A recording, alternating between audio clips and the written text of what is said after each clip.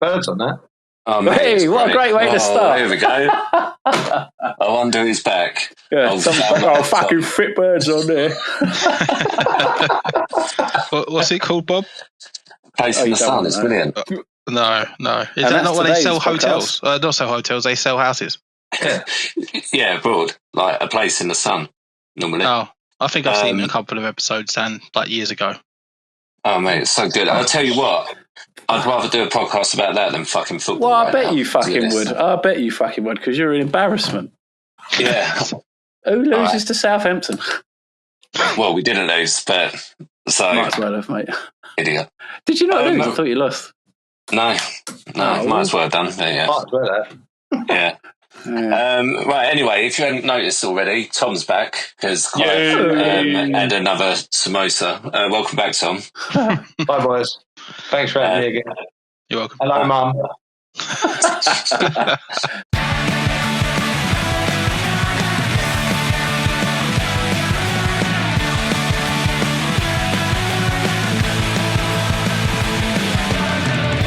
Right. Shall we? I haven't actually noted down anything, so we're going to wing it. Who should we start off with? Should we put it down to a group vote? West Ham. Let's go with West Ham, innit? West Ham. All right, we'll start off with Spurs first then.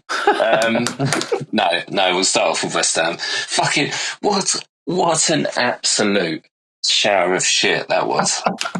You know it's going to be good because it's literally the first word. Fucking. It was just so bad. Like, it was everything about it. It's slow paced. And the thing that winds me up is I get there's, towards the end of the season, we ain't really got we definitely ain't got anything to play for other than staying alive. But, like, just at least show a little bit of passion. I've been saying it all season, to be honest. Like, this group of players that we've got at the moment, there's barely any passion in there at all, with the exception of a couple. Like, it's fucking embarrassing. And then to play against Southampton, they were the fucking better team. They should have won. Yeah, they had more shots. Oh, yeah, that means everything, doesn't it? Fuck off, Mitchell, you fucking Chelsea prick. Wow. That's outrageous. I didn't mean it. I'm still angry from the weekend. It's right, Bob, if you did. What absolute embarrassment. Like, I don't know what they're playing at. And then fucking gets to the last 10 minutes or whatever, and we're pretty much holding on anyway to a team that are probably, they're up there with the worst team that's ever been in the Premier League. I think they only have one Derby County in it. Are they joint points on them at the moment? Yeah, joint points now. They equal Derby against West Ham, yeah. Yeah, fucking what a great accolade. I'll put that down on fucking our CV this season. 80th minute, who do we bring on? Fucking Mavropanos. Unleash. You love that guy. Mavropanos, what the fuck is he playing at? Like, it's just, I don't know. I'm speechless at the moment. And this is what I fucking meant when earlier on in the season, when we were talking about Lopetegui being out and all of this other shit, you run that risk of getting to this point in the season and we're absolutely no better off. In fact, we're worse off. We're 17th in the league now rather than 14th when Lopetegui left. Like, it's stupid. Like, yes, I agree that maybe Lopetegui wasn't the man for the job, but we probably should have just gave him to the rest of the season because, if anything, it's got worse. Like, fuck me. They put a graphic up on the sports channel. I'm not sure if we can mention it, but that's the one. It said it was saying like it had all the stats for West Ham, and since Lopetegui when he was there, and since Potter's taken over, and it was like everything was worse apart from defensive stuff. So it was like shots on goal, shots on target, goals scored, XG, all these kinds of stuff. But it said, but everything defensive was better, but results were worse. Yeah, even worse. But I mean, it is It is a shame. It's a terrible shame that the bottom three are so bad because you could have literally any other year we would have Tottenham, West Ham, Man United in a relegation battle. Oh, it would have been glorious. Yeah. And my prediction would have been right. It's been stolen from us. They can still go down, Mitch. I think we'd have to lose. We'd have to lose every game, and Ipswich would have to win every one, wouldn't they? It's possible. It's possible. Yeah, I mean, to be honest, I'm not betting against us losing every game. I would bet against Ipswich winning every game. That's the only thing. Have they got to play West Ham? No, I don't think so. Lucky for you. Yeah, no, you have. You have got to play Ipswich. Have we? Yeah. Oh no. A 6-pointer, isn't it? Yeah, it's terrible, like, and it just winds me up, like, being a West Ham fan at times. Like, the fans get on my nerves, and I'm a West Ham fan, so that's saying something. Fucking, they all moaned about Moyes. They all moaned about Lopetegui, and now they're all moaning about fucking Graham Potter. And it's just like, maybe Moyes was the most ridiculous one. There was nothing wrong with Moyes. At least you're forever blowing bubbles.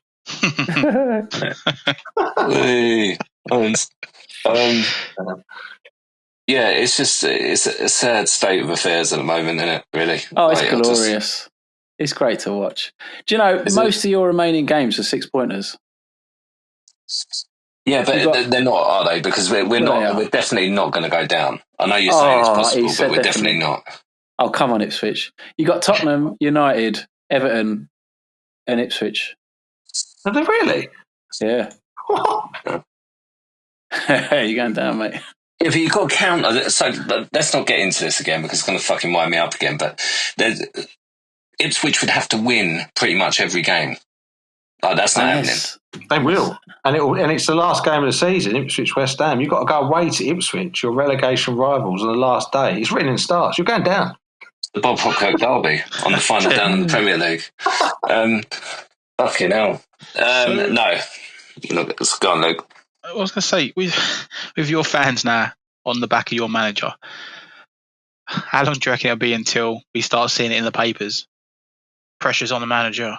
I don't know. I think the club would be fucking stupid to get rid of another manager before they've at least gave him a a summer transfer window. I agree. As I said, I keep mentioning it, is that they need to give managers in the Premier League more time to build their squad, to have the way they want to play.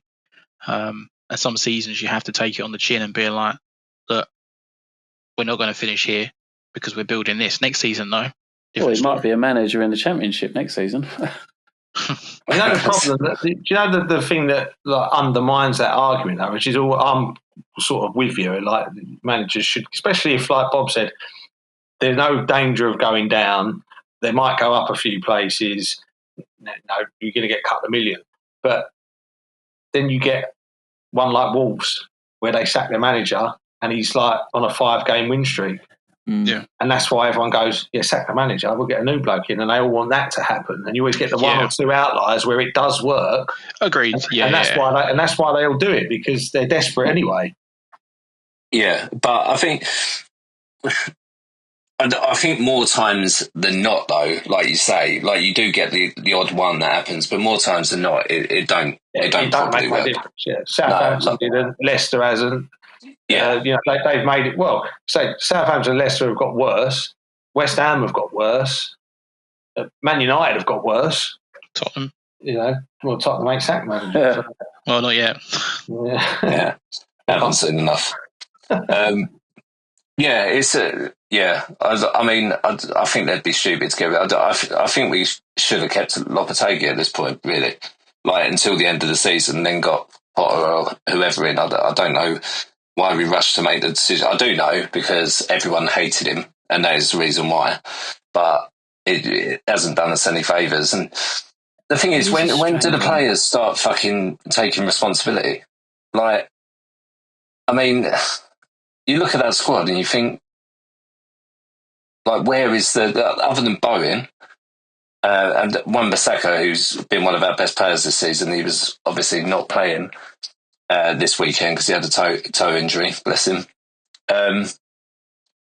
Like where else is the talent there really? Like they might have odd flashes or whatever, but it's not even talent because we have got talented players. They are just not up for it at all. They need a fucking rock out their ass is what they need. But do you think it's just the fact that they're like, well, we're safe, who cares? It's just a mental thing. They're on the beach, as they say. I think to be honest. Maybe, but like when you're a team like West Ham who have really, with the squad that we've got, in my opinion, have underperformed all season, with no exceptions really. Like, you would at least think that they'd give it some towards the end of the season, especially when you're playing against teams that are already relegated or ain't playing for anything. It's probably a prime time to show, like, you know, go out with a bit of a bang. But no, the West Ham crowd's not the most forgiving, is it, for when they're not putting the effort in? You'd think, you know, do we want these people on our back, you know? But I think that's the thing. Is it the manager at that point? Because this was my problem with Potter when he was at Chelsea. Well, I've no doubt he's a decent manager, probably very tactical, good with the defence. There's nothing about him. He don't have a voice. He don't get rocket up players' arses. And this is what you're saying. Like, these flat performances, I understand where we are at the point of the season. West Ham have got nothing to play for. But still, especially from Potter's point of view, he wants to go into that summer transfer window with a few results under his belt. But he doesn't galvanise that team. It's exactly the same what I saw with Chelsea. He's got no aura about him. He's got no voice. But we had someone with a voice. We had some fucking Spanish lunatic running up and down the fucking touchline for, you know, like 6 months. And, yeah, I mean, he did do better, but it's... Yeah, I think at some point the players got to take some responsibility because it hasn't been just since Potter's come in that players have started, you know, just fucking around. Like, Kudos fucking winds me up. Like, he's good at dribbling past people, but it's that whole fucking, and I keep saying it, and I know I'm probably boring, but the fucking Jeremy Doku effect of him just running aimlessly and not fucking doing anything with it. Does the same thing. And then falls over. Yeah, either falls over or passes it back, or I don't know what he's playing at the moment. But and as for the running back and everything, that fucking I can't believe when you see players just jogging. Like, that's just rule number one, isn't it? Like, if you're playing in what's supposed to be one of the best or the best league in the world, how can you have players like that in your team? Like, that's it. It's passion, mate. They don't have it, and the hunger. And as Tom said, it might be that they're already on holiday.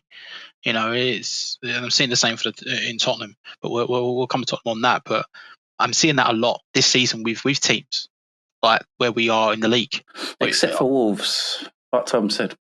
Yeah, they've got nothing to play for, and they're fucking flying at the moment.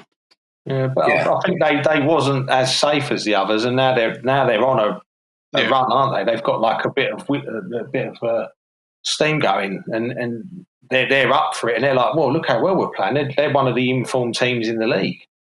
Yeah, five or six in a row they've won, and they're they're not playing Leicester and Ipswich every week. So it can be like that, because they've had something to play for, and now they've got a head of steam. They're just going through with it. Whereas the other teams, I mean, look at Tottenham and Man United in the cup. They're all of a sudden they're pulling out last-minute wins or good away victories, and then they're just completely folding the league again. Yeah. I mean, you can even say the same with Arsenal. Like last few weeks, we've had really lacklustre draws with people, and then we're putting great European performances. And I think there is. It's just. I think some of it's psychological, mental, but you would hope, wouldn't you, as a fan, especially at like a club like West Ham, that they just have the will to, the last 3 games or so at home, just put a performance in.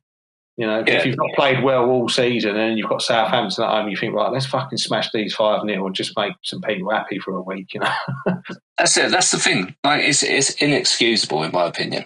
like to play with no passion, like especially if I'd even understand it a bit more if we was 10th, but when you're 17th and you're literally as close to getting relegated as, and like you say, if the other three teams weren't so bad, there's every possibility that we could have easily been in the relegation battle right now.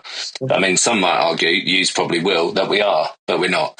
But it's it's just, and then you've got people like Full Crew came out after and basically was saying, "Oh yeah, we ain't got anything to play for." Basically, is what he was saying, like literally that.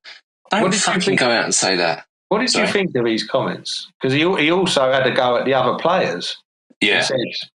Because I took it the other way, as what you've just said. Where I did as well. The one who had some passion and who had the ump that they'd lost. He's like, because I think he said, we do it all season. Once we've got the lead, we just sit back, panic, shit ourselves, sit deep, and then make mistakes, make errors. And he's going, it's not the way. He was well pissed off, wasn't he? Yeah, I did take it in that way. Like, I took it that he had, but to say it, I don't know. I don't know how I feel about it, because it's kind of almost showing the world how fucking pathetic our club is at the moment. But there's like a bit of disharmony.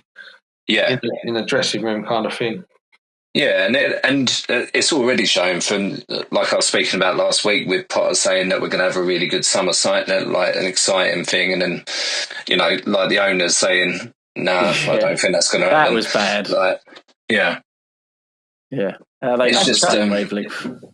It has changed a bit, right? Like the attitude. It does make me laugh with West Ham. They seem to do it quite a lot. They get these heroes very, very quickly. Like I remember when he read, who was the little... Lanzini? No, not him. Who was the... Pyatt, yeah. He was like the best thing since sliced bread, the new Messiah and all this stuff. And then about, 3 months later, he went, I want to go home, and everyone hated him.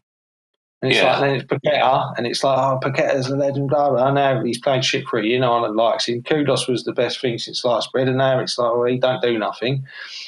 They was talking at work the other day about, we'll get rid of Kudos. And I was like, okay, we'll get 90 million for him. What planet are you on? You're getting 90 million for Kudos? I said that. Was it you that said that as well? Yeah. Jesus, who's saying that? To be honest, I didn't really mean it. Other people are saying it. They're going, the Saudis are looking at him. I thought, well, if Saudis, you might, but... Yeah. I mean, maybe they listened to the podcast and they heard my opinion on it. That's just exchange rate, isn't it, with the Saudis? That's like 15 million here. It's like 90 million there. 90 million there. Hello, Steve Calmoon. It's ridiculous. The amount of money they're spending for players. But I get it. Different league, fucking West Ham. So the game itself, Bob. What about it? I don't really want to talk about it. I know. You had chances in the game. You had quite a lot of chances, in fact. There's only 4 on target, but you said that, what we got here, you had 12 shots overall. How many aerial duels? 50-50 on the aerial duels. So that's to be expected, though. You got some tall players. You drawing against them, and I saw they hit the bar. I think they hit the bar, and then they did have a chance to score, but they knocked it over as well. I didn't see many clear-cut chances for yourself, if any. Well, they weren't. And that's what I said. They were the better team. They should have won that game. And that's bad. I think the one saving grace was Bowen's finished. I enjoyed that. But other than that, there was really nothing to show for it. I'm lost for words at how shit we were. I'm just looking at them stats there. I mean, even the possession, it was like 52-48. It wasn't even like, they've had a few chances on the break against you. It was like quite an even game against a team that's just dead and buried. I'm pretty sure their goal scorer is a Chelsea player. Chelsea on loan. Good Chukwu. Yeah. Why am I not surprised with that name? They're everywhere. Wow. What are you trying to say? Have you looked at your 100 players that you've got? I think you've got one of five. them's Well, no, you got to have quite a few Uruguay. English players because you got to meet the. He's English. No, he's French. There was no way he was English for that name. He was born in London. Right, anyway, let's move away from West Ham because it's getting really young. I'm a West Ham fan, Luke, from comments like that. It's Bob. You know what I mean? I spend so much time with him now on this podcast. I have spread no casual racism. Thank you very much. No, that wasn't casual racism. That was an observation. All right. No. That was the definition of casual. Anyway, I can't say it. Cashew nuts? Who knows? We're moving on from West Ham. I don't want to hear any other fucking questions unless anyone's got any. We go. No? Oh, dear. No. All right. Good. All right, we'll move on to Spurs then. Well, what can I say about Tottenham? Season's over. It's been over for a while. I don't know statistically we can finish in the top 6. This guy. I mean, do we blame injuries? You can't blame any fucking injuries now, mate. What else? I just want to say thank you for backing up the fact that what I said at the start of the season was correct. No, I think you were shit when you had your players. You were shit when you had them. And you're shit now you've got them back. Don't just hype on that. You know what I meant. You knew what I meant. The beginning of the season, different story. But you're half right. Then should I say? I should have said last week. You're half right. But it is that, Tom. It is that. It is. I think we look at it as a club. Okay, let's hear it. Like next season. From Arsenal's perspective and Tottenham's perspective, Chelsea's perspective, and Man United's perspective, you expect those clubs, just to what they are, the stadium, the facilities, the amount of money they've put into the club as well for the players that they've spent compared to, we're now comparing this to like other teams in the league. Yeah. Next season, you expect those teams to be fighting for the league or at least top 4. Yeah, with the exception of obviously Arsenal, maybe exception of obviously for the league or where they're at now. But those expectations are there now, aren't they, for those clubs? Because you've set those now expectations for the last 2 to 3 seasons. So next season for Arsenal, it is the only thing you guys should be going for is that league, not top 4. Yeah, Chelsea should be going for top 4. Man United, from their finishing this season, but you expect their club, how big they are, to be going for top 4 at least. Look, Chelsea have got a young squad though, mate. Yeah, it doesn't matter for them. We're talking about the money they've spent for their teams and what their club expectations are. Money doesn't raise your age. It's just club expectations here. But you're looking at the players, looking at the money they've spent. You expect them to be competing. That's why they've spent that sort of money on those players because they should be worth the money for them. So next season, you'll finish 15th. Let's see those expectations. But then as the season goes on, you start seeing the results. Like you start seeing the Nottingham Forests, the Newcastles, the Brightons Brighton are one of those teams that they just hover about, don't they, Brighton? They just beat teams, but they don't never get up there to the top 4. But this season for Tottenham, you would have looked at it and at the start of the season, we looked really good. We were banging in like highest goal scoring. We looked good defensively. We just weren't putting it back we weren't putting it back in the net. It's true. We weren't putting it back in the net. We're still the 3rd highest scoring team in the Premier League. I think we're joint, same as Arsenal in terms of goals. It's mental. I saw the teams you're around in the league. I was talking to my dad the other day, and he said, "Look at Tottenham's goal difference. He said they've got plus 11. It's more than Villa. And then everyone around you is like minus 10. It's mental. Oh, yeah, why are we mentioning that, Tom? Yeah, but that's Tottenham, isn't it? That's a typical Tottenham thing. It's a typical Tottenham stat for Tottenham. It could be like the only dog to ever score in a Premier League game. It will be against Tottenham. It would just be some stat. It would just be some stat.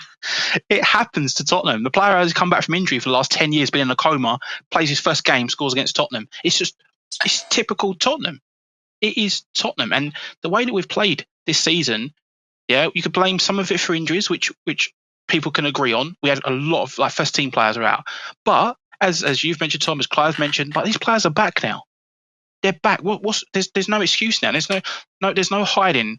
Ange can't hide now behind the injuries. No. I know players need a bit of game time still to get that consistency, but these are Premier League players. I expect them, like after at least a game and a half, to be back to fitness, because they do train like 3-4 times a week. They have gym work, they have physios rubbing them up and down. Do you know what I mean? Oh yeah. Well, I do think Vicario looks like he's come back up with different arms on him. Fabianski in it in goal with him. If you're going to be a top 6 squad though, like even with those injuries that you had, yep. like you would expect your backup players to play better than what they did during that period, wouldn't you? I think you've got to look at that as a whole and as a 50-50 in that. As the players that came in, we were playing like the 18, 19-year-olds that have never played in the Premier League, like the You're talking about age now, yeah? You know, we have our Archie Gray playing every single position. Jed Spence, first time in the Premier League. I know he's 24, but he's still his first time in the Premier League. But these players that haven't been playing or playing out of position, or playing different positions in the game as well, he had to make do with what he had. Now that's a Tottenham problem. Luke, I would say them players you mentioned, to be fair, they have probably been the better players. I know. In that run. It's mental, isn't it? Which is where you think, well, what does it matter if these players have been the better ones? I mean, Lewis Skelly's 18 and he ain't played anything, and he looks like a world beater. If you're good enough, you're good enough. But, you know, he looks quality, and the same for Bergvall for us. Like the guy's phenomenal. Jed Spence, he had a bad game the other day, but from what you said, and I watched him a few weeks back, he looks good. And you think, well, why is he not playing from the start? So it's that argument, you know, well, these young players wouldn't be there, but they have been there, and they have probably been the best performing players out of that whole team. So you think, well, what are the others doing? Exactly that. And that's the strange thing about it. Like, we got to where we were in the Europa League because of those youngsters. You know, Dragusin, a youngster as well. He looks fucking 50. Brick shit ass as well. But like, he's young. You know, we had these players that are in there that were doing the job for us. Yeah, they're making mistakes and whatnot, but they were still putting in a shift. And that's why, and it comes back to, I think what we said earlier on is like a passion in the game for the players and players that are jogging in the game. You know, I'm seeing these youngsters that are putting in a shift, like running up and down the whole game. And just putting in the work. They might not be tackling or whatnot, but they're getting in the way. They're being a nuisance.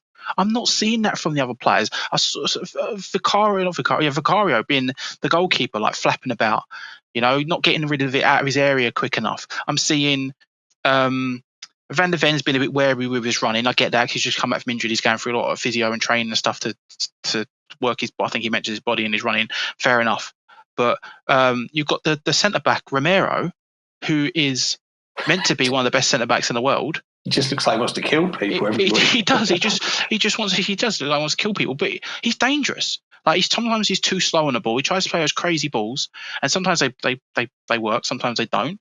I'm not seeing a team. I'm seeing individual players.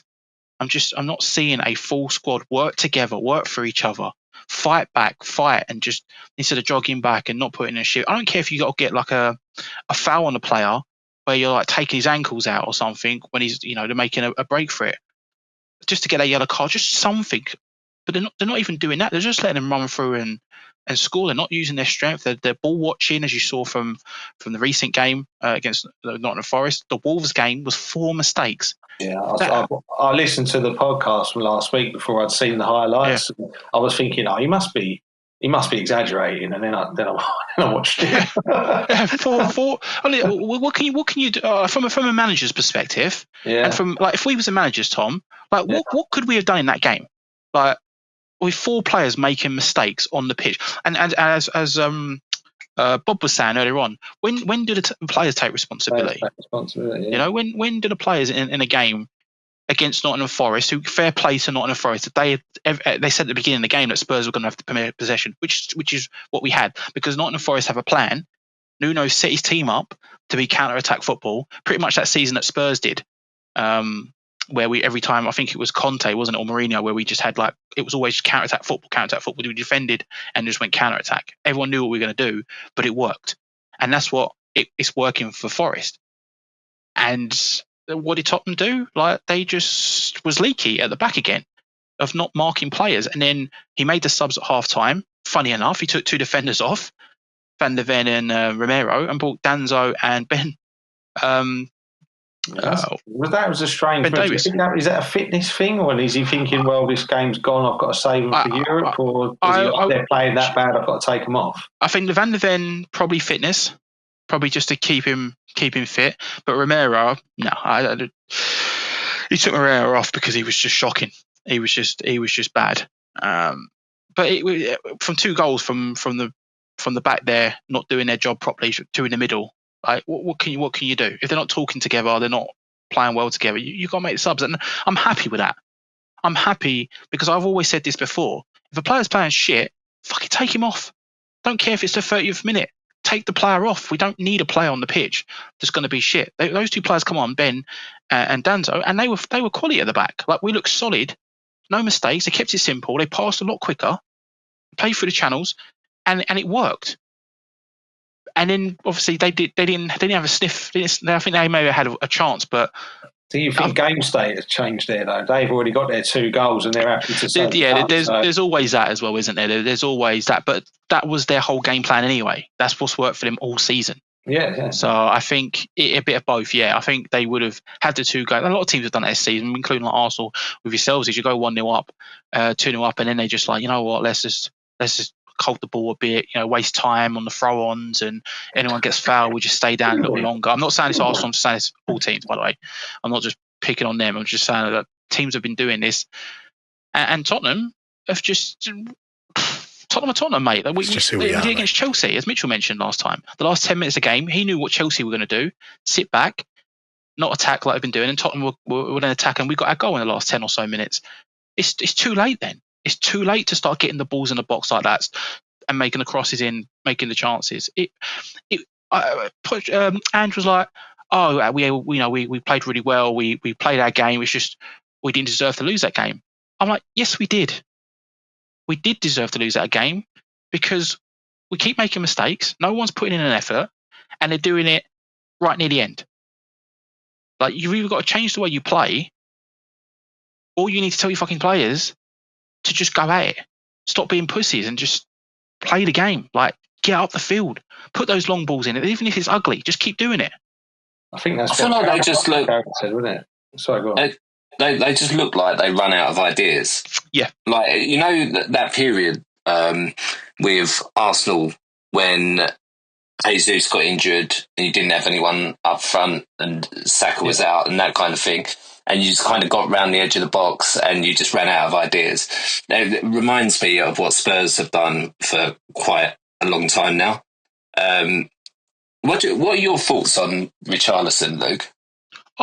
I think he's a decent player when he's fit. I think he puts in an effort. He puts in the effort. He's good in the air. He's scored quite a few headers for us already, and he was doing that for Everton. He likes to play on the left. I know. Well, I think that's a bit of half truth again with that one, because I think he wants to play centre forward, but I think his best position has always been on the left. But I like him when he plays. He's not fit. He's not fit to get consistent games, and he obviously scores for Brazil because they play him as a centre forward. He tends to score goals for him. So he's obviously got the ability. It's just injured all the time. Now you've got 2 centre forwards who are both injured all the time. Exactly that. Like, I think Richarlison could get you 12 to 15 goals a season. I think, but if he stays fit, I'm saying if he stays fit, I think he can do that. I mean, he's always scored like 3 goals in games recently because he's been playing. He's been coming on and getting a goal. But even though it's a little bit too late in the game to make a difference, but he's coming on. He's doing the job we want him to score a goal. It's just too bad the other players are not putting in the shift. We've got players like Bergvall who's been running his socks off and his quality. Archie Gray, nowhere to be seen again. I don't know what's going on. The guy was quality and he just gets dropped because of the big names are back, but those guys are not performing. I don't get it. I don't get this system. It worked at the beginning of the season, but it could be that managers have all found him out now. They've all found out his tactic and the way that Tottenham play, and he doesn't change it, which means the teams are like, well, you know what's going to happen is we play it down the line, and then their defender's going to come to us because everyone's coming to us, and we do that space in the middle. And that's next time you watch Tottenham, you'll see it. It goes to the teams play out to their defenders. You'll see the winger go across, and then it goes past that winger. Just before it goes past that winger, you'll see our defensive wing back will just come straight up, and you'll see like really close to him, and then players will just play around it, but then no one's following the runner afterwards, and that's where they're finding the space. I mean, I'm no football manager, but fucking hell, I mean, I've seen it all season. I'm sure these professionals will be able to see it. Can I give my thoughts on Richarlison? By all means, mate. Very punchable face. Yeah. Very, very punchable face. I'm not going to lie, when I asked my opinion on him, that's what I was kind of hoping for, to be honest. So I'm glad someone said it. Look, if I was to ask you at this point in the season who Spurs' player of the season would be, who would you say? Spurs' player of the season. I know you're going to say. I think I know. Oh, I think I know. I don't think you do. I think I know. No, I'm not even going to say. Let's still say. Hang on, I'm going to count that. He said it. Oh no, I'm not saying it. I'm not saying Jed Spence. Yeah, but we would have all said Jed. You're going to say Bergvall. No, I was going to say Bentancur. Who's he? I think it's only played about 6 games, isn't it? Mate, that says it all. That's looking at that. Honestly, it says it all. I think he's been good. I don't think he's been amazing. He's had some really crazy injuries, but he puts in a shift. He puts, like, for me, I want to see passion all season. When you watch your teams play, and you're seeing a player run about, intercept the Declan Rice one for Arsenal, like the whole team against Real Madrid played really like phenomenal. They were quality. Yeah, the Arsenal team was quality, but Declan Rice stood out because he was fucking everywhere.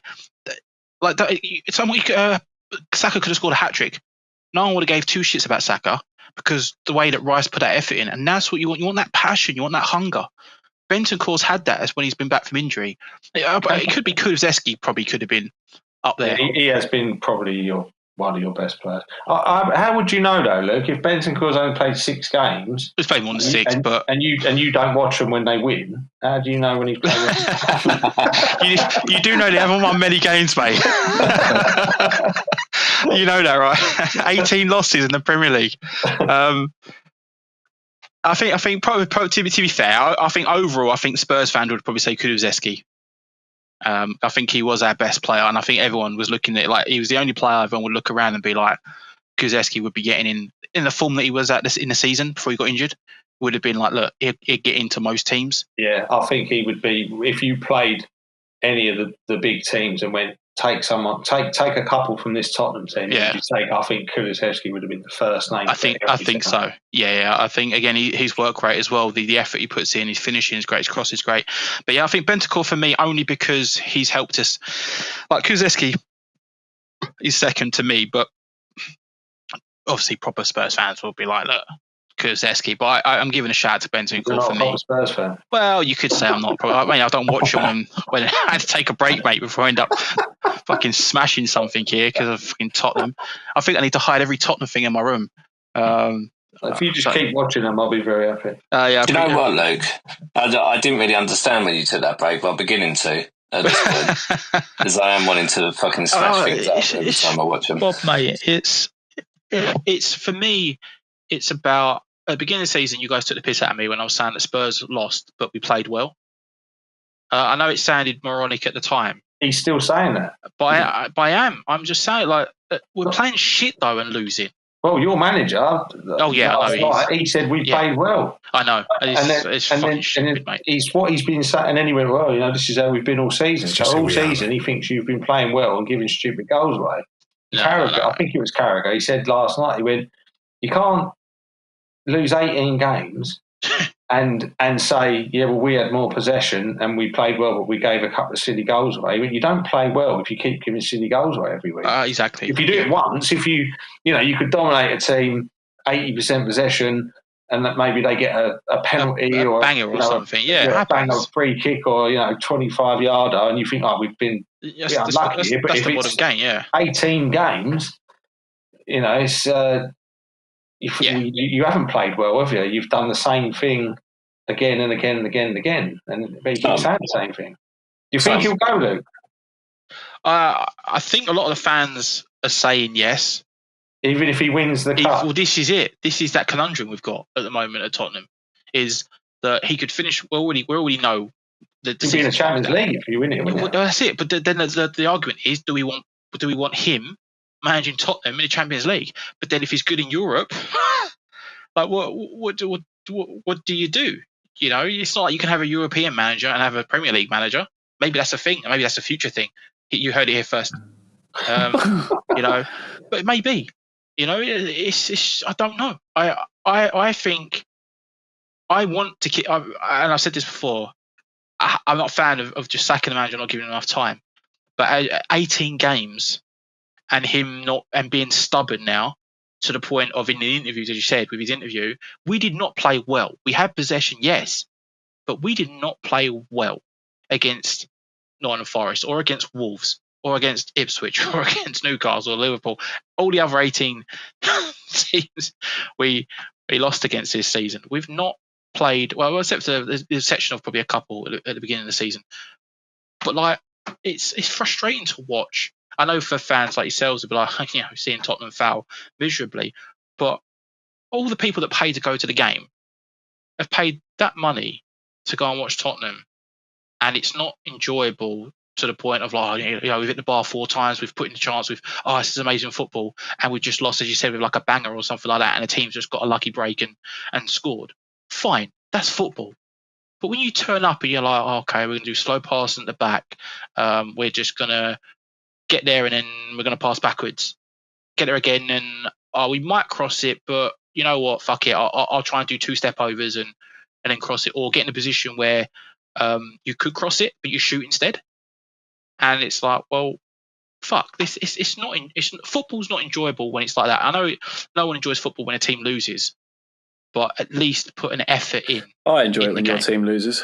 Yeah, I know you do, and we'll come to Chelsea in a second. But it's a bit of that sort of ultimate football conundrum where you could say, like, you've got a team like Tottenham and a manager like Postecoglou who are kind of, what's the word?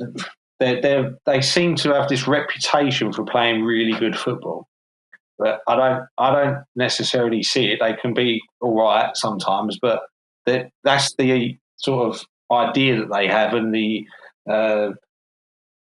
reputation that they have. But the results suggest otherwise. And then you go like the other end of the scale, where you had a team like West Ham under David Moyes, who were getting results. You know, for West Ham, high up the league, going on cup runs, being in Europe for like a few years in a row. But a lot of the fans were like, "Well, this football's shit." Yeah. So, and then you've got the thing. Well, I said it to a load of people I work with. Well, careful what you wish for, because you'd be down the bottom and get relegated. You know, but you don't have to watch the football every week. But you were winning. But you've got Tottenham, and it's like, well, we play attractive football. Yeah, but you're losing every week. So, you've got to be able to balance it and react to the state of the game in play. You know, every opponent's different. If you get a man sent off, you've got to tweak it. If you've got injuries, you've got to tweak it. You can't just be wedded to a philosophy. You know, your philosophy, every manager's philosophy should be fucking win, not let's play beautiful football. Wenger had. You know, I love Arsene Wenger. He had a philosophy for playing beautiful football, and he had a reputation for it. But, you know, at the end of it, it all petered out, and we never got there. He'd always come up short. You've got to be able to balance it somehow, and it's hard to do, obviously, because, you know, only a couple of clubs do it consistently. Yeah, it's not. It's not easy. There's no easy answer, and that's where I always sort of come back to this thing. Like I said at the start of the season. You know, where are your expectations? You know, Tottenham had Nuno, and they were like, well, we're not going to sit here and be a defensive team that counter-attacks. We don't want to do that. And then you look at Forest and look where it's taken them, and then, you know, what would you give to be in their shoes now? You know, it's like, it's all hindsight, but... That's football. You know, in a nutshell, really. No one's ever fucking happy unless you literally win the league every year. No, they're not. And I think teams like, it's going to be a while, I think, before we start getting teams like Man City again that go on that for 4 seasons in a row they won it or something now? It starts next year, mate. Yeah, that's an Arsenal thing every year. Like Liverpool. Oh yeah. I think for Tottenham it's get this season out of the way. Possibly to answer your question, I think he needs to go now, and you're hearing that from me now. I think. Oh, I think he's finally said it. Well, no, I think. He needs to go now before the semi-final or now. Well, this is before the end of this podcast. Do you know what? Yeah, I think it all depends on the first leg, Tom. I think if we lose that first leg, I think he's gone. I don't think Levy would give a shit. I think he'll let Mason take over. That'd be such a Tottenham thing to do as well. It is a Tottenham thing. It is a Tottenham thing to do. I think you should give him the run overall. I think just let him finish it up. Or finish the season up. I don't think sack him now. I think regardless of whatever happens now, we've only got a few games left. We've got this cup, and at the end of the season, look, thank you very much. Get a manager in before pre-season so we can sort things out, get the team, and then have the pre-season, and then start the next year and set expectations. Set expectations of not top 4, set expectations of Mid-table. top 6. Top 6, and then we'll go from there. I think Tottenham need to start again. I think they need to start. You should set a target for top 6, but not expectations. Not with the clubs that are there now. You've already got 8 clubs. Yeah, I guess with Newcastle. You know what I mean? And that's without Tottenham and Man United being in it. Yeah, West Ham. well, if you look over the last few years, West Ham came 6th, 7th, 8th, whatever. Brighton came 6th, something like that. They're always about, aren't they, Brian? Yeah. And you've got all these teams. I've said it loads of times. Everyone's got money. If you give every team the same amount of money to spend, 3 are still going down, and 1's going to win the league, and everyone else will have the up. So it's just buying the players, though. Look at Aston Villa. Marcus Rashford, we all know, is a good player. Yeah, he didn't do well. He had spouts at United, but you could still see his ability. Yeah, Asensio, what a fucking signing that is. I think Asensio's quality. That's another, but even he's on the bench. Ollie Watkins has been on the bench. Ollie Watkins can bang in 15, 16 goals 15, 20 goals a season. He's got that ability to. But the thing with Villa, they've got a setup though. Emery got ridiculed when he was at Arsenal, and he was literally the wrong man at the wrong time. And we wasn't set up for him at the time, but you can't argue his pedigree as a manager all over Europe, and I think they've got Monchi in there as director of football, he was at Sevilla, I think, and somewhere else who's been winning European trophies. You've got top level operators there coming together, working together. And to be fair, I mean, Postecoglou's, what's he done at Celtic? Fucking you could win the league there. He could still win a trophy in his second season, though. So, do you know what? As well, I think it would suit. I think he would love it. I think he would love to win that trophy and get sacked, and he'd just be walking around going, "Yeah, mate, I told you," but they never gave me a chance to prove it, did they? Blah blah. I could have taken them to the Champions League. That's my really shit Australian accent, by the way. Yeah, nice. I think he'd love nothing more than to actually win it and get sacked rather than win it and carry on, because I think he'd just love to sit there and go, "I told you." As we're coming to the end, that's why you should keep it. No, he's not going to West Ham, thank you. As we're coming to the end of the Spurs chat, I just want to say Ace is going to be so disappointed that he missed out on the Luke's and Jout coming out party, isn't he? I'm sure he'll have a good listen to this in the week. He will. Any other thoughts on Spurs before we move on? Ha ha. Mate, I can't wait to boil again next season. Moving on then, we'll go to Arsenal next. Hey. What's to say? I think football's great. What a time to be enjoying watching football. What a time, eh? Yeah, moving on then to Chelsea. No. Is it the Real Madrid game we're talking about? No. Absolutely not.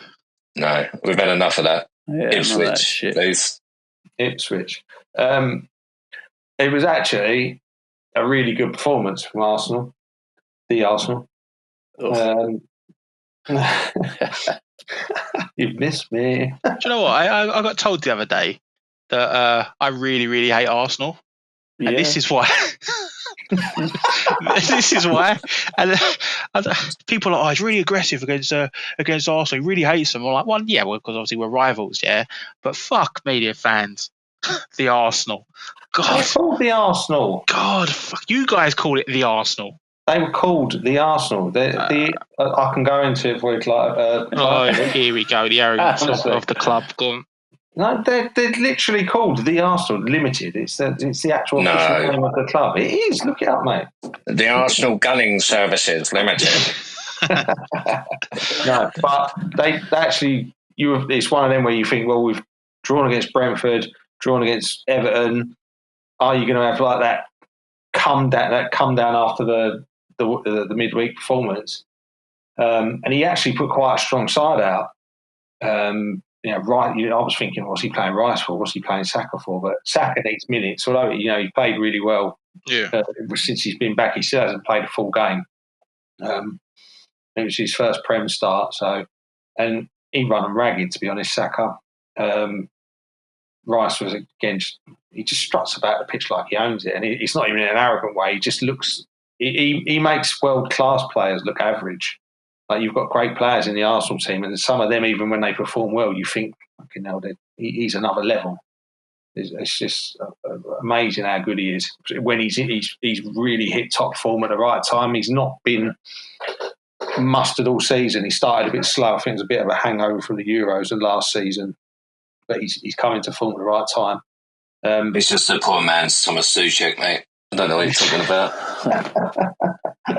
He learned everything from Souček, didn't he? Yeah, he did. Ødegaard, he actually looked half decent, and he's been out of form.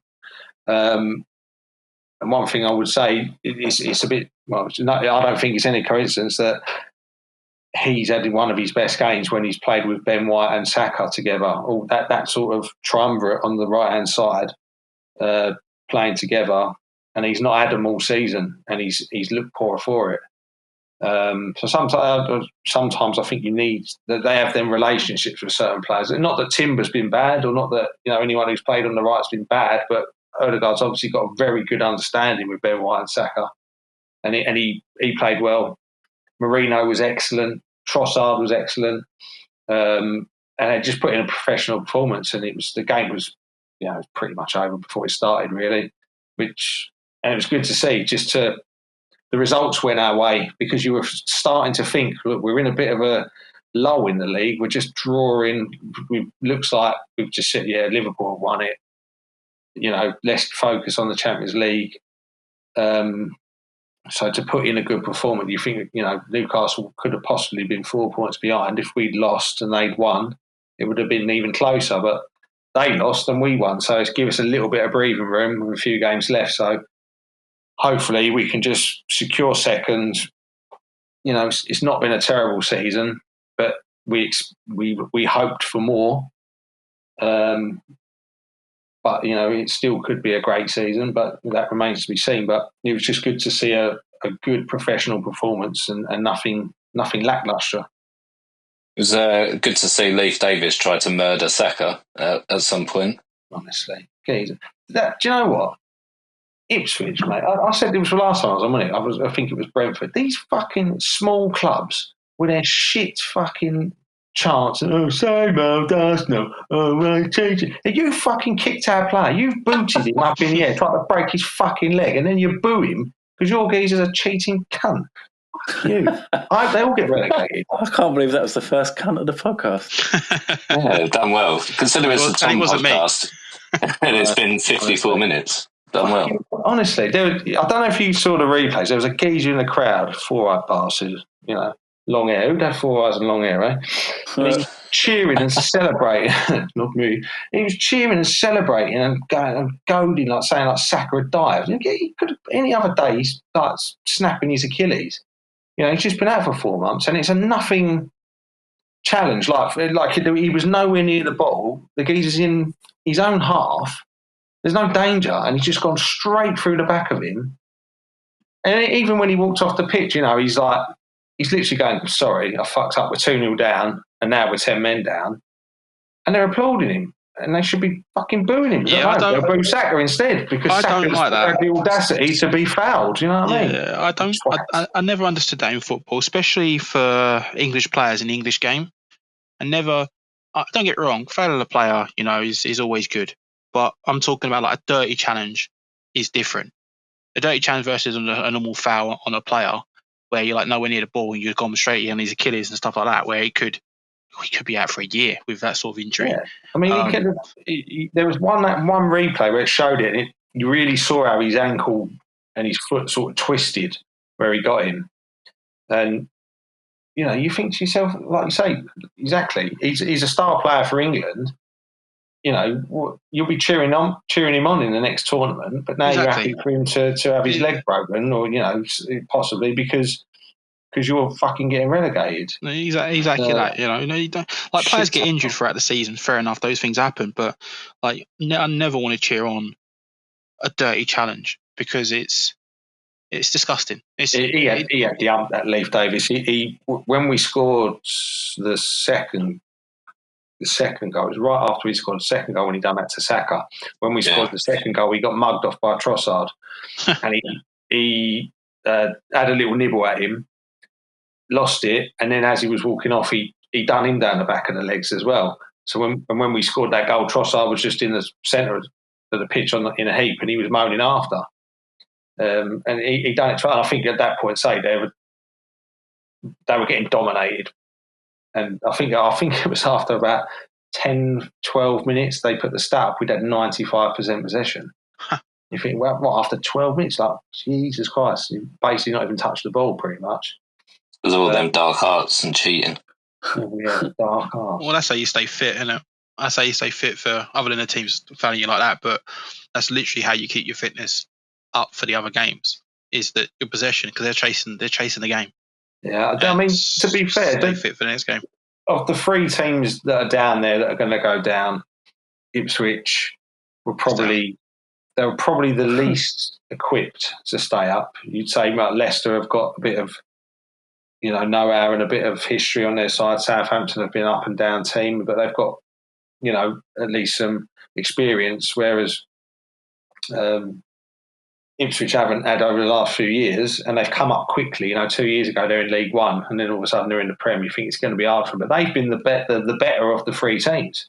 Yeah, I think so. Their manager as well is quality. I think he'll go far, McKenna. To be honest, but there was an element of naivety on their part, I think. But again, they're in a situation. He's pretty much said the last few weeks that we know we're going to go down. We're not going to catch. We're not down, but we're not going to stay up, and they know it. So you just hope that doesn't mean they're going to go around fucking kicking people up in the air for no good reason. So.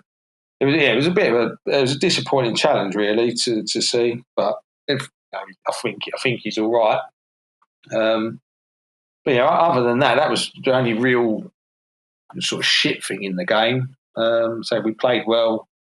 Quite glad that we didn't just sit at 2-0 and settle for that. We did push on. 4-0 away from home, you can't sniff it, even if it is against a team that's probably going to go down. You've got to do the job. So, and like I say, if we'd had a performance like Everton, like Brentford, and to be fair, we did enough to win. Well, we didn't do enough, but we played well enough to win those games and should have won them. Gave away a couple of scrappy goals. This game, they were well on it. Good performance, professional performance, and job done. They needed to do it. It'll be really disappointing if we don't finish second at least now. The league's gone, but after the season, if they end up finishing third because they're pushing for the Champions League, and then if they didn't win that, it would be we never hit the fucking end of it. So, if you say you did finish, I think I asked Clive a similar question, but say you finished 4th and you didn't win the Champions League. That's an utter failure of a season, isn't it? At that point. Well, I mean, it would. it would be disappointing, but if it happened, it would be worth the risk. Like if you said, right, you're going to drop these points, but it's going to maximise your chance to win the Champions League, you got to go for it. Because at this point, you know that fifth's going to get you in the Champions League. Yeah, that's fair. It would just be for the sort of optics of it, I think, where, because they've challenged for the last 2 years and they've been the only challenger really to Liverpool, and even that's not been the greatest challenge this year. Just far too many draws. We've only lost one more game than Liverpool, just too many draws. Too many sending offs at the start of the season. Too many dodgy ref decisions, I tell you. Dodgy refs. Too many injuries. Stop kicking the fucking ball. Playing against cold players all season. Yeah. 13 with the fucking Divvy away fans.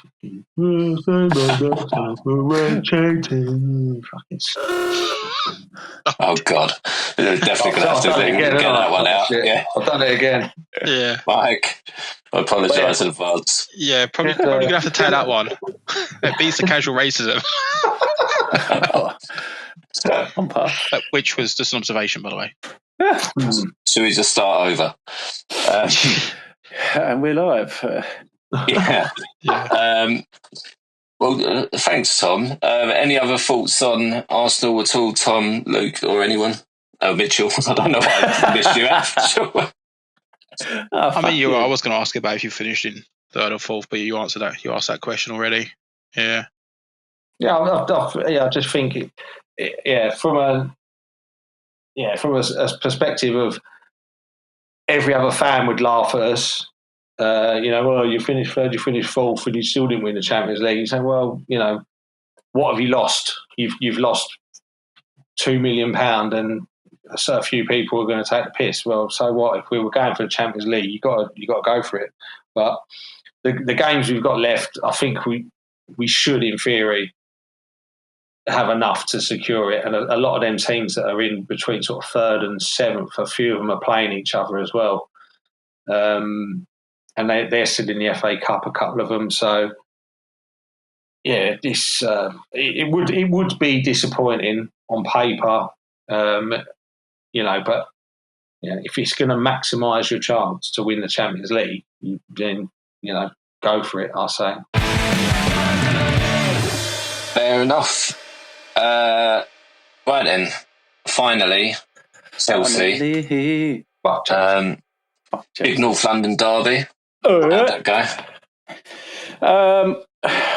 Yeah. It's not North London, is it? It's fuck football and fuck locations. So West I thought you was just being doing a good joke there, Bob. But, Oh, edit that bit out then, Mike. Well, it was being thick.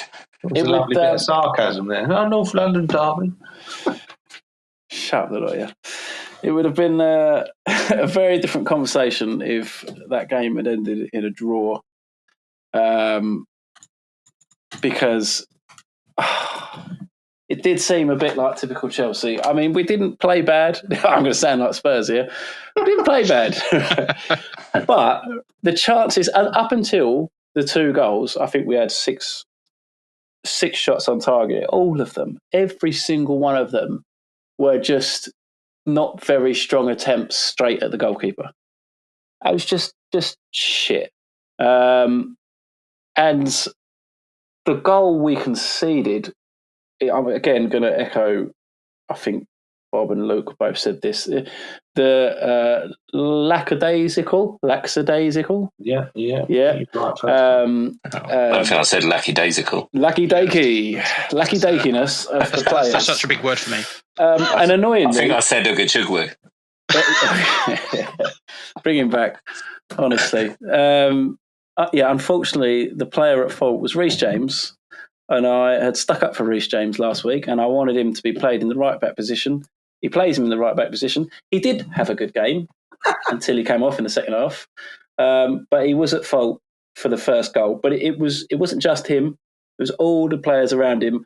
It was just very, very slow. He's just sort of walking up the pitch, thinking he's got all the time in the world with the ball, and there's no players around him. Then 2 players are around him. He gets tackled. And the minute you lose the ball and the play switches, right, you fucking put the pressure on. Everyone. The back 4, you get in fucking shape. and you go and put pressure on the person who's won the ball back. Nothing. There was none. There was a little bit of jogging, and then I think it was Sessegnon, or oh fuck me, I can't remember who it was now. Got the ball, and it was too easy. He had all the time in the world to line up his shot, take his shot. It was a nice goal, but it won't be. But he had so much time. He had so much time to figure that one out. The defence was shocking, but that was really it from Fulham. They had no other chances, no real threat after that. The game carried on as it was before. We were the better team. We managed to get the goal in the end because I can't believe I'm going to eat my words again, but I'd been sticking up for Jackson last week. Here we go. Oh, God, no, I want to like him. I really want to like him. I do. He had a poor game. He had a very poor game. He's not making any runs. He wasn't really making a nuisance of himself. And the few times he did run into the box with the ball, he just does really odd decisions, really weak attempts at trying to get the ball into the box and just giving it to the Fulham defenders. It was poor. So it was nice that Maresca's seen that and he's made these changes, which did change it in the second half. And the sub that he brought on, Tyreek George, who also scored against Warsaw in the week. Is he English? He is, and he's just observation. And it was an instinctive goal. It was beautiful. He got the ball and he spanked it, and it was a beautiful strike. That's what I want to see Jackson do. Let's give Tyreek George some fucking minutes. Let's see what he does for the rest of the season, or play them both because they both got different qualities. Doesn't it? Just change up the fucking system. But yeah. And it was still a bit, iffy after that. You think this game can't end 1-1. I mean, it just can't happen. How tight all those positions are at the moment, trying to get in the top six. A draw would not have been good enough. And Neto, thank fucking God. Good finish. It was a good finish. It was another turn and spank. And that's what you need. Just fucking hit the ball hard. Get it in the back of the fucking net. None of this soft curling shots that look nice in slow motion just straight to the keeper's hands. Fucking spank it. Get in the back of the net. I think it didn't get tight enough for that. If they got a little bit tighter to him, he wouldn't have been able to score. Because was he in the box or just outside? I thought he's in the box. I can see it now. Yeah, they didn't get there quick enough, but he did put his foot through it. He turned very well. He turned very quick. He did. He did. First time. I'm not disputing that. I'm just saying, like, with the sort of teams that you're playing against normally would be a bit tighter in the Premier League. But to be able to do that sort of shot is what I'm getting at.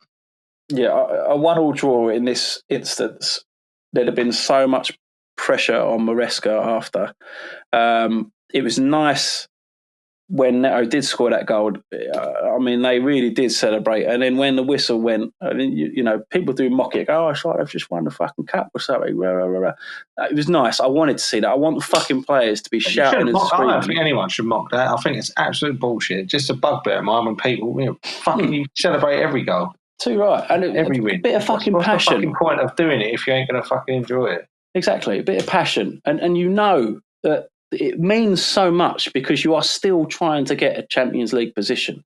You're trying to salvage that great start to the season and a poor middle and end to the season, but you can still get something out of it. So that bit of passion at the end was nice to see. And it's taken the pressure off of Maresca a little bit. Because I'm still trying to figure out what Chelsea would do if it all does go tits up. So, I mean, you look at the positions right now. So you've got, I'll include Nottingham Forest. City. Well, they are third. Yeah. Well, they're now fourth. City are winning 1-0. They're drawing 1-1. Oh, are they? Fucking hell, how about that? Yeah, so you got Forest, Newcastle, Chelsea, Villa. It's all 2 points split in it, isn't it? 2 3-point split in it. It's ridiculous, and you can't even rule out. I mean, if Fulham had beaten us, they'd have been 2 points behind us. Yeah. So it's so tight at the moment. I think you can rule Fulham out, even if I don't think you can. I don't think you can. No, I do. I think you can now, but if they beat Chelsea, they'd be. No, I know they would have been on what 51. I think. I just no. I don't see. Depending on the fixtures of Villa, City. Well, and Chelsea. This is the thing. All the teams vying for these top 6 at the moment. Chelsea have got the hardest run. Yeah, they have. And it's. I mean, hopefully when we play Liverpool, it probably will be. The season will be over for them. Hopefully they won't turn up. They won't give a fuck. But Newcastle is going to be a tough game because we are right on them. And I think, have we got Villa as well? Have a look. Chelsea have got. Not Villa. We got Nottingham Forest. Everton. You've got Everton, Liverpool, Newcastle, Man United, and Forest. Forest in that last game of the season. I ain't up too bad. Liverpool probably would have won the league by then, by the time you play. Well, that's what I'm hoping. I mean, fucking hell, but still. No, Liverpool at home, sorry. But Newcastle and Forest away. Yeah, and we're all fighting for those same positions right now. That's tough. So Maresca needed this result this week. Do you think, Mitch, if I know you said it most of the season, if you come 6th, you'd be like, yeah, okay, we come 6th and we win the silly Farmer Cup. Yeah. Prestigious. Okay, if you come 7th, and do you think it's not good enough? Because you could in theory finish 7th and only be like a point behind 3rd. Do you know what I mean? That's how tight it is. Do you think the context has got to come into it? Yeah, but that is our own fault though, because we've been so poor second half of this season. We shouldn't have let it quite far ahead of everyone else, weren't you? Well, at one stage, we were the closest to fucking Liverpool, but we just completely capitulated, just dropped off. Players lost form. It's that turkey. Yeah, love a turkey. I think. What is 7th now? Is that the Farmers Cup? 7th depends what happens, doesn't it? Yeah, it depends. Yeah, 7th might get you Europa because it depends who wins the FA Cup. Because I think 7th and Europa, and he wins the Farmers Cup, he's fine. 6th, he's fine. But you don't win the Farmers Cup, and you're looking at 8th and 9th. I think Chelsea will get rid of him. To be honest, I think if you come 5th and you don't win the Farmers Cup, you should get rid of him. No. If you don't win that shit trophy, honestly, it'll be a shambles. There's the teams left in that have been in it from the start. Chelsea. Yeah, we should. Chelsea women could win that fucking trophy. We absolutely should. Tom, I don't want to talk about this cup anymore, but it was a prestigious cup. When they get, did they not get Bob, when you won it, it was prestigious. At least you had teams drop down from the higher league, and you had to deal with. They've got no one. Yeah, no one even drops down anymore. They're just stuck with fucking. He couldn't even pronounce what they were playing the other day. If Chelsea win it, though, then they get a European spot anyway. If they win it, you just go to the next tournament. So you would go to Europa. Yeah, there Europa. Is that. Yeah, Europa. So it doesn't matter. Even if they finish 7th and they're out of the cut off, they'll be in it next season anyway. So I think it'd be an interesting one. I think that they've still overachieved this season, considering what people were expecting from Chelsea. Considering they came 6th last year, I think if Chelsea don't finish at least 6th, I don't think you could say they've overachieved. The amount of money they've spent. They won a cup. They won a cup they weren't expecting. It's not overachieving if we finish 7th. I think top 6 they are young, though. Target. They are young. They are young. Yeah. They are young. There's no leader. There's no voice. Fucking bollocks. They are young. Do need a bit of an old voice in there. 7th is underperforming for the season.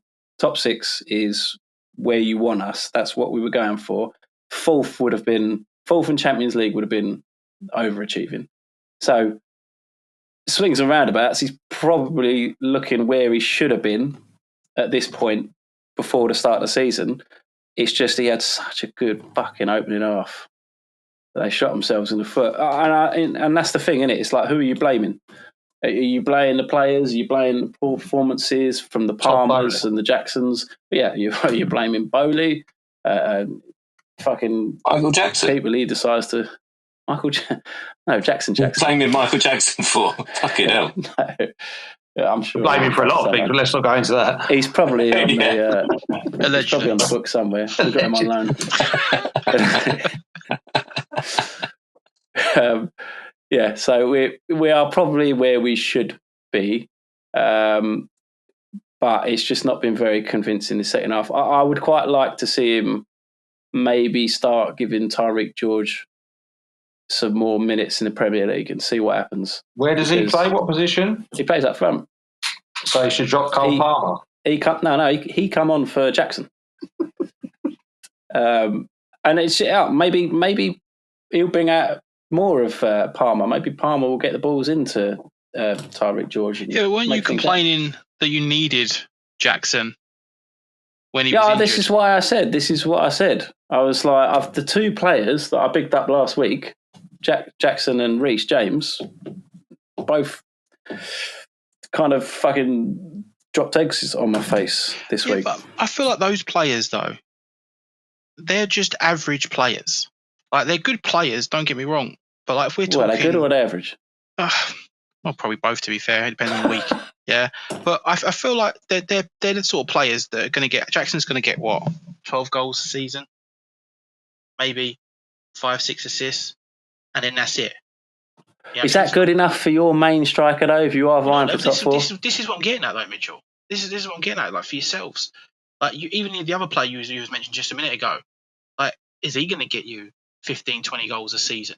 I mean, this is it now. I think this is what takes you over that line. You know, we had Harry Kane carrying us for seasons because he was banging in 25 goals a season. You know, sometimes 30. Like, those goals were crucial goals that we needed in his hold-up play.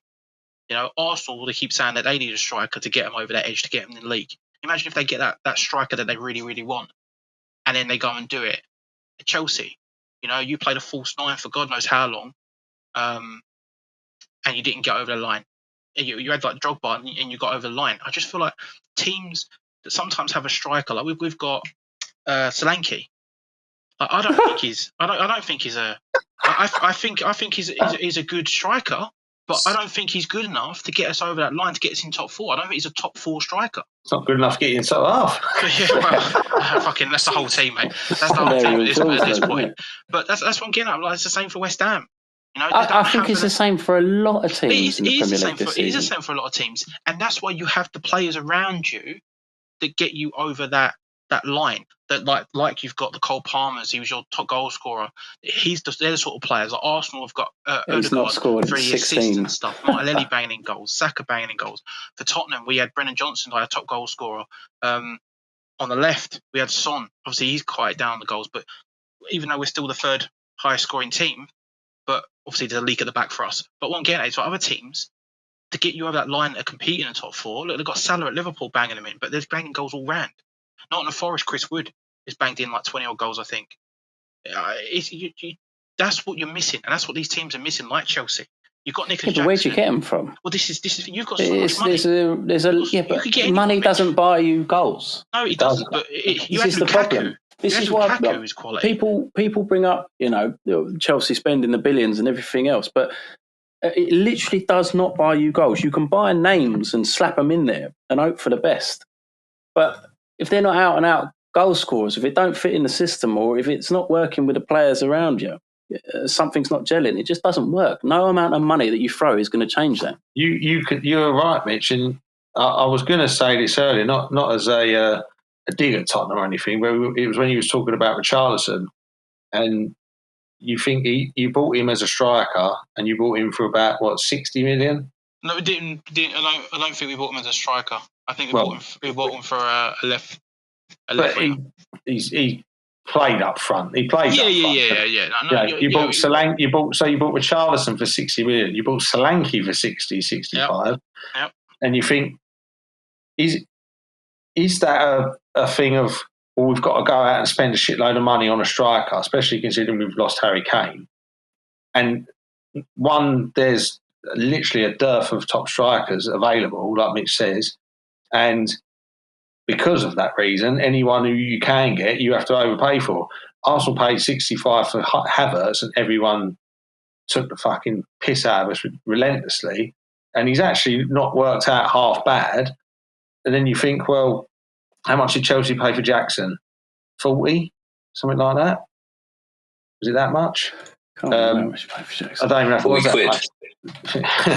But you look at Man United, how much they pay for Højlund? Like 75 million. You know, and still the top strikers in Europe are like well into their 30s. Kane, Lewandowski. You know, there's not a lot out there. No, so not. To pay a lot of money for a striker, you know, West Ham have bought Haller, Fulkrug, Scamacca, whatever his name was. They paid over 30 million for all these players, you know, and the two of them ain't there no more. But they still have obviously gone back to Italy or Germany or wherever and scored goals again, but not prolific really, and not being able to do it at the top level in the Premier League. I mean, look at Brighton. Fucking Danny Welbeck's banging their goals in. He's 35, 36, and they got him for peanuts. You know what I mean? And you say Chris Wood, he couldn't cut the mustard at Newcastle apparently, and he's been revolutionised at Forest. He's at 60 million. Seems like a bargain for him. Oh yeah, what they paid. But there's just that's what they keep saying about Arsenal. Go and buy a striker. Go and buy a striker. Who the fuck do you buy? And if he's half decent, they want 100 million. That's crazy. I mean, I blame Pep for this. Nobody wants to be in the 90s and stuff. Everybody that played football wanted to be a fucking striker, right? I don't think it's like that anymore. These kids, that because of the way that teams play and fucking Pep Guardiola and the way he's played, people are much happier playing in those midfield kind of positions. Well, and I don't think, I don't think that there's enough appetite for it anymore. Probably you've got to be a really good all-round player to be a top striker these days. You've got to have that lethal element to you, which you would probably say someone like Jackson hasn't got. He's not lethal, but he's more of a athletic, gets into the right positions, but then, like you say, Mitch, when he gets into the positions, he sort of fucking panics or thinks he's on his wrong foot, and he's like a winger. There's something like he's a different sort of player. Havertz is a weird sort of midfield running power horse hybrid. I don't know what he is really, but he seems to work up front for Arsenal to a certain extent. Even West Ham, you've been trying to have a proper out-and-out striker for like the last 5 years, and all you keep doing is reverting to fucking Antonio. Yeah. Because he's got this bit about him that he can do it in the Premier League. He's not prolific, but he's enough for West Ham, or has been over the last sort of 10 years or so. Because they're not there. That's the problem. This is the thing, right? And then it's like, well, do you stick with them, like the Jackson, for example, and hope that under, in this case, Maresca, that he becomes someone like a Chris Wood story next season? Because no one see that coming. So, do you stick with him, try and develop it and try and get him right when he's in the final third, his decision making, or do you go out and try and find a 100 million striker? I don't think you can. I think what you've got to go out and find is a £15 million striker who no one's heard of, or who's possibly got a bit of potential. I think you're literally wasting your time going out and spending 100 million on a striker. I'll tell you exactly what Chelsea will do. They'll go out and spend 100 million on a striker. No, they'll keep Jackson and sack Maresca. That's what they'll do. Guarantee it. Well, yeah. If we slip out of the top 7 and don't win the Farmers Cup, probably get rid of him anyway. No new lot. Here's the Chelsea way. Any other thoughts on Chelsea? Fuck Chelsea. Fuck Chelsea. Yeah, fuck Chelsea. I love that you can get involved in that, Mitch. Love that. He's got it, yeah. You can't beat him, join him. Right. Was you happy with the Warsaw performance, Mitch? Oh, here we go. Just as I'm about to fucking segue, he always fucking does it now. I've got to stay on for as long as possible. Who knows when I'll be back? I mean, happy's not the right word, is it? I mean, the job was done. You lost at home, 2 legs. Yeah, but we've lost so many games at home this season. That's what it was done. But did he put a weak side there? But your main side in that competition is a weak side, isn't it? Really? I mean, well, yeah, but like we said, even the B team should be beating any team in that league. Yeah, in that cup. I don't know. I don't know if they were just thinking it's done and let's just take it easy. Have you got in next round? Oh, don't ask me to pronounce them. Fucking hell. It begins with a D, I know that much. Djurgården. I think they're from Belgium, aren't they? Sweden. Close enough. Yeah. In Europe. Yeah. Yeah, it would be funny if you lost that, to be fair, but I don't think it will happen. I'm not saying anything. Right, segue, Bob, segue. Oh, right. Oh, sorry, Tom. I forgot you was running the show tonight. I've got a few more questions about Chelsea, actually. Fucking hell, they're an older club than Chelsea. Who? The Swiss one? Swede. What? Hello. Djurgårdens. Of course they are. Chelsea fucking only born in 2000, weren't they? Shut up. Yeah. Yeah. Jesus Christ. That famous Russian club, Chelsea. Yeah. Right. Man versus AI. Man versus AI. Ooh. Do it, mate. Oh, I've forgotten how it goes. Boop, boop, boop, boop. Okay. Right, I'm winging this a little bit because I don't know why, really. I listened to the podcast earlier and got our predictions. So that's the kind of work ethic that I put into today's podcast. So That's great, mate. Just what you think West Ham should be putting in. Exactly. Yeah. I'd be sprinting down the line if I could sprint. Right. So, games during the week. So, do we do the predictions first? We do, don't we? We give the results first and then move on to our predictions, right? Yeah. Yeah, exactly. I'm glad you're here, Tom. Chelsea against Fulham. Mitchell predicted 2-2. Get fucked. And got 0 points. Mitchell predicted 2-1 and got 3 points. Well done, Mitchell. Bastard. Have a cheer, please, Mike. And AI predicted 1-1, so got 0 points. So, Mitchell, you're actually the hero of the hour this week because you actually AI won went some points. 2-1. How about that? Yeah, no, they went 1-1. Luke predicted... Oh, for fuck's sake. Don't even go. Spurs 2, Forest 0, and got 0 points. AI predicted Spurs 1, Forest 1, and also got 0 points. Whoa. So no loss there, Luke. West Ham versus Southampton. Bob predicted 2-1 West Ham. Fucking idiot. And AI predicted 2-1 West Ham. So we both got 0 points. What idiots. You were playing Southampton. Who would predict a 2-1 win against them? I know, right? I know. Fucking great team. And Arsenal against... Who the fuck did Arsenal play again? Oh, Ipswich. Clive predicted 2-1 Arsenal, and so did AI, and they both got 1 point. So if I had the league table in front of me, I would tell you what the current standings are. I think I can remember it. Well, you've got 3 more points than last week. Yeah, so I think I was on 20, so I'm now on 23. Clive was on 20, so he's now on 21, and I think you were on 18. Yeah. We don't talk about it, Luke. He's so far away. Still double digits, aren't I? That's what matters. Yeah, you made it. You will be wearing that Arsenal shirt, though, mate. You need to start doing this shit. I'm wearing an Arsenal shirt. I live round the corner from Luke, and when he goes to the boot sale, I'm going to pounce on him and put it on him. So this week's predictions then. So Clive already predicted for Arsenal versus Crystal Palace, but I think that's the reason why he didn't turn up today, to be fair. I think he just thought, I've got nothing to talk about. So, Tom, I'll give you this prediction. Arsenal against Palace. What are you going with? 2-0 to the Arsenal. Oh, it sends shivers down my spine every time you say it. Right. 2-0 Arsenal. Tom.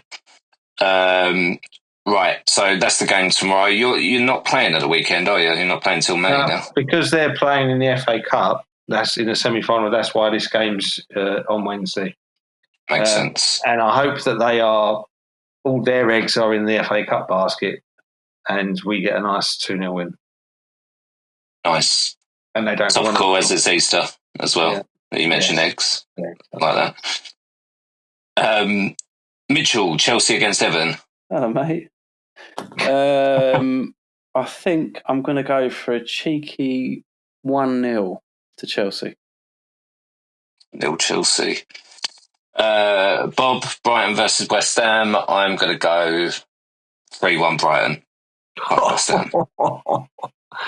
That's how you do it, Luke. That's how you do it. That is how you do it, Luke. Head, not heart.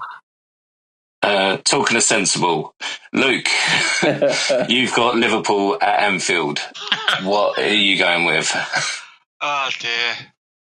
In their game to win the title. Yeah. Oh, Tottenham will give it to them, wouldn't they? Just to annoy Arsenal. Yeah.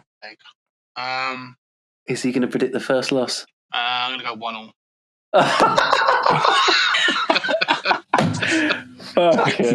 Lunatic.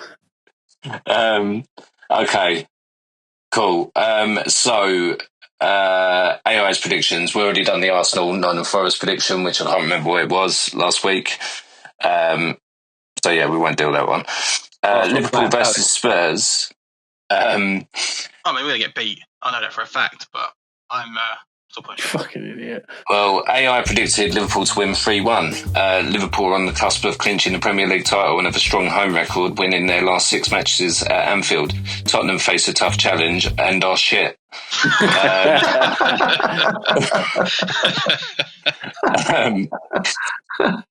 Brighton versus West Ham.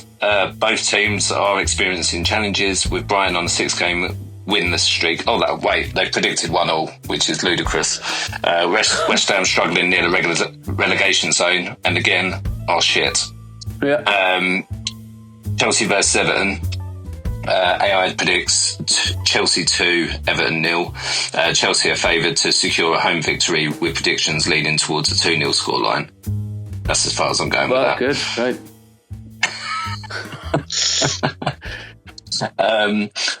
And that's about it for this week, unless anyone's got anything that they want to talk about. It's quite a long one. Hey! I suppose the final message is thank you, Tom, for stepping in for Samosa Ace. It's been a pleasure as always. And he's muted, so he's mugging me off. So I was going to say, I wonder if he knows he's muted. I am fucking muted, aren't I? Jesus. Oh, my God. Oh, that was always a pleasure, boys. Thank you, and always a pleasure. That's what I said. Thanks, Tom. And thanks everyone else. And Mitchell, you can end the recording. All right. Luke, final comment? I haven't got one, mate.